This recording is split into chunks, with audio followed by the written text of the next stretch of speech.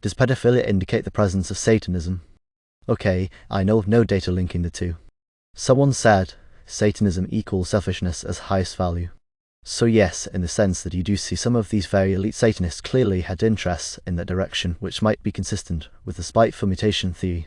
So there could be a general factor of deviance which exists among these mutants, so these people who embrace these malevolent strains of religion may well also want to practice generally deviant and chaos-enhancing or inducing forms of sexuality.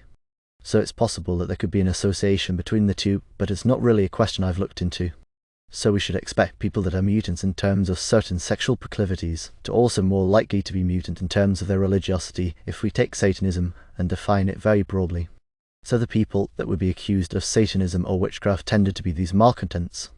These people that everybody hated. So the one that was born in Manningham in Essex, the first victim of Matthew Hopkins, she was called Elizabeth Clark, and she had one leg, and she was a widow, and everyone hated her.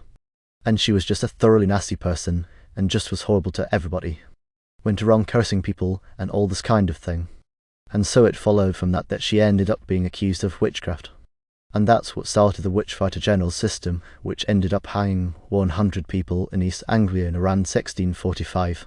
One thing to note is that pedophilia and ebophilia are different phenomena. Often pedophilia tends to be associated with very low IQ for some reason. Whereas with those that have been in the news recently about Jeffrey Epstein and whatever, the term for them is ebophiles. So they're interested in recently pubescent children, but they don't have that same association with very low IQ. Some of the correlates of that, such as psychopathic personality, could potentially help you to rise up high in a society valiance by individual level selection. So I think in general, the basic point here is, yes, if you're going to be deviant in one way, you might be deviant in other ways as well. So insofar as the transient property here is a desire to violate norms and conventions which exist for the purpose of maintaining group fitness. So you get all these deviants wanting to do all these deviant things in multiple different domains of deviancy.